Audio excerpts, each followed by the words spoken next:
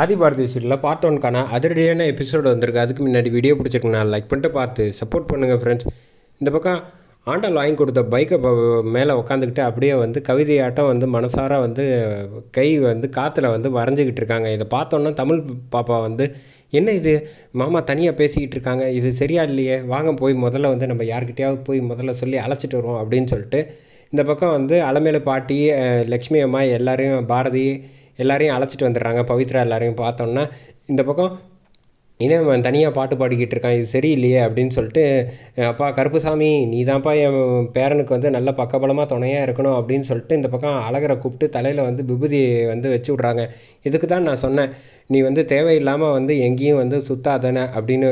இதுக்கு தான் நீ கேட்காம இப்போ பாரு காற்று கருப்பு அடிச்சிருச்சு அப்படிங்கிற மாதிரி வந்து சொன்னோன்னே, காற்றும் கிடையாது கருப்பும் கிடையாது, என்ன விளாண்டுக்கிட்டு இருக்கியா, நான் வந்து என் பொண்டாட்டியை நினச்சி ஒரு காதல் பாட்டு ஒன்று பாடிக்கிட்டு இருக்கேன், அது தெரியாமல் அவளை நினச்சி சந்தோஷமாக எனக்காக வந்து பரிசெல்லாம் கொடுத்துருக்கா, நீங்கள் என்னடான்னா என்னை வந்து ஒரு நிம்மதியாக ஒரு லவ் கூட பண்ண விடாமல் கிண்டல் பண்ணிக்கிட்டு இருக்கீங்க அப்படின்னு சொல்கிறப்ப, டேய் இதெல்லாம் உனக்கே கொஞ்சம் ஓவராக இல்லை அப்படின்னு சொல்கிறப்ப, எல்லாம் இருக்கத்தான் செய்யும், சரி இதுக்கு போய் வந்து இந்த வேலையை வந்து கிளப்பி விட்டது யார் அப்படின்னு சொல்கிறப்ப டக்குன்னு வந்து தமிழ் வந்து கை தூக்குறாங்க.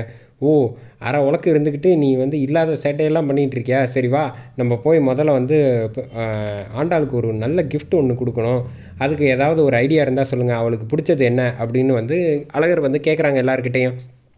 உடனே வந்து அவளுக்கு புடவை பிடிக்குன்னா நிறைய புடவை இருக்குது, நகை வேணும்னா நீங்கள் இப்போ தான் வந்து நகை அவ்வளோ நகை வாங்கி கொடுத்துருக்கீங்க, இப்போ என்ன சொல்கிறது, அவளுக்கு வேணால் பிரியாணி அது இதுன்னு வாங்கி கொடுக்கலாமா, சும்மா வந்து சாப்பாடு போடுறது வந்து அது ஒரு வேலையோட நிம்மதியாக வந்து முடிச்சிடும், ஆயுசுக்கும் அவன் வந்து மனசு வந்து சந்தோஷமாக இருக்கிற மாதிரி ஒரு கிஃப்ட் கொடுக்கறதுக்கு சொல்லுங்கன்னா, எதுவும் சொல்லாமல் இப்படி யோசிச்சுக்கிறேன், அப்படி ஏதாவது கொடுக்கணுன்னா உங்களை தான் கொடுக்கணும் அப்படின்னு வந்து பவித்ரா வந்து சொன்னாங்க. என்ன ஜோக்கா, இதுக்கு நான் அப்புறமா சிரிக்கிறேன், சரி உங்கள் யாருக்கும் எதுவும் தெரியல, நானும் வந்து தமிழும் போய் வந்து ஒரு சூப்பரான வந்து ஆண்டாளுக்கு ஒரு கிஃப்ட் அழைச்சிட்டு வரேன் அப்படின்னு சொல்லிட்டு இந்த பக்கம் வந்து அழைச்சிட்டு போயிட்டுறாங்க. அவன் இந்த பக்கம் வீட்டுக்குள்ளே வந்துட்டு ஆண்டாள் கிட்ட வந்து நல்லா பில்டப் பண்ணி எல்லோரும் வந்து சொல்லிகிட்டு இருக்காங்க. அம்மா எங்கே போயிட்டான் அழகர், ஆளையே காணோம் அப்படின்னு, நீ வாங்கி கொடுத்தியா பைக்கு, அதான் வந்து தமிழை அழைச்சிட்டு வந்து வெளில போயிருக்காங்க அப்படின்னு.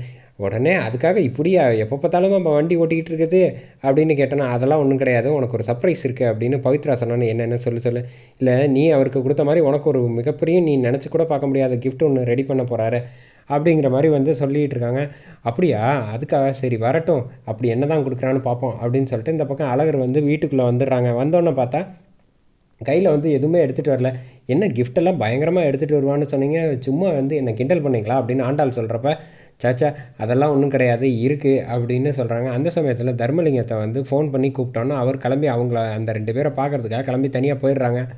இங்கே அழகர்கிட்ட வந்து இப்போ ஆண்டாள் வந்து கேட்குறாங்க, என்ன கிஃப்ட் வச்சுருக்க அப்படின்னு சொல்கிறப்ப, சுற்றி தேடி பார்க்குறேன், தேடி பார்த்தா வந்து பேக்கெட்டில் இருக்கா, இன்னும் வேஷ்டியை மடித்து எல்லாம் காட்டுறாங்க, பார்த்தா எங்கேயுமே இல்லை, இதுக்கு தான் இவ்வளோ பில்டப் பண்ணானா, நான் போய் என் வேலையை பார்க்குறேன் அப்படின்னு சொல்லிட்டு தர்மலிங்கம் வந்து கிண்டல் பண்ணிவிட்டு கிளம்பி போனதுக்கப்புறமா தான் அழகர் வந்து இந்த மாதிரி சொல்கிறாங்க, யார் சொன்னால் உனக்காக வந்து நான் கிஃப்ட்டு எதுவும் எடுத்துகிட்டு வரலன்னு, நான் ஒரு வாழ்க்கை பூரா உனக்கு சந்தோஷப்படுத்துறதுக்காக வந்து ஒரு கிஃப்ட் ஒன்று வச்சுருக்கேன், மற்றபடி வேறு எது கொடுத்தாலும் வந்து நீ வந்து 10ஓட 11 பொருளாக போயிடும், உன் மனசை வந்து நான் ஜெயிக்கிற அளவுக்கு ஒரு கிஃப்ட் இருக்குது அப்படின்னு சொன்னாலும் ரொம்ப பில்டப் பண்ணாமல் சொல்லுங்கள் அப்படின்னு சொல்கிறப்ப தான் வந்து ஆண்டாள் பேரை வந்து மனசில் வந்து எழுதி வச்சுருக்கதை வந்து காட்டுறாங்க. அதை காட்டினோன்னே வந்து இங்கே கண் கலங்கி அழ ஆரம்பிச்சிடுறாங்க ஆண்டாள்.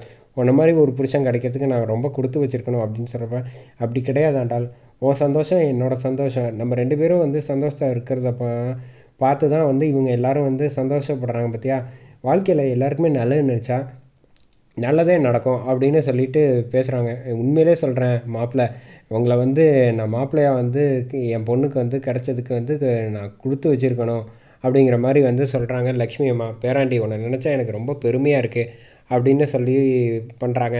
சரி ஏன் இப்படியே வந்து யோசிச்சுக்கிட்டு இருந்தால் என்ன அர்த்தம், வாங்க ஃபங்க்ஷனுக்கு தேவையானது எல்லாம் ரெடி பண்ணுவோம் அப்படின்னு சொல்லிட்டு ஒவ்வொரு இடமா வந்து சுற்றி வந்து முதல்ல வந்து சாமி கும்பிடுவோம், அதுக்கு அடுத்தது எதுவாக இருந்தாலும் செய்யலாம் அப்படின்னு சொல்லிட்டு இந்த பக்கம் சாமி மனசார வந்து சாமி கும்பிட்டுட்டு இருக்காங்க. அதுக்கப்புறமா தான் வந்து தமிழ் வந்து சொல்கிறாங்க, சரி இப்படியே பண்ணிகிட்டு இருந்தால் எப்படி டெக்கரேஷன்லாம் பண்ண வேண்டாமா அப்படின்னு சொன்னோன்னே பலூன்லேருந்து இருக்கிற எல்லாத்தையும் எடுத்து ஒவ்வொரு இடமா வந்து கட்ட ஆரம்பிச்சிடுறாங்க. கட்டினதுக்கப்புறமா சரி நானும் தமிழும் வந்து வெளியில் போயிட்டு வந்துடுறோம் அப்படிங்கிற மாதிரி சொன்னேன். எங்கே இந்த நியூ இயருக்கு வந்து புதுசாக வந்து காஸ்டியூம்லாம் போட்டுட்டு வர வேணாமா அப்படி நாங்கள் வர்றப்ப பாரு அப்படியே வந்து சும்மா ஜொலிப்போம் அப்படிங்கிற மாதிரி வந்து சொன்னோன்னே அப்படி எங்கே தான் போய் வந்து ட்ரெஸ் எடுக்க போகிறானா இந்த நேரத்தில் அப்படின்னு சொல்லிட்டு இந்த பக்கம் வந்து சுற்றி வாசல்லே நின்று வேடிக்கை பார்த்துட்டு இருக்காங்க.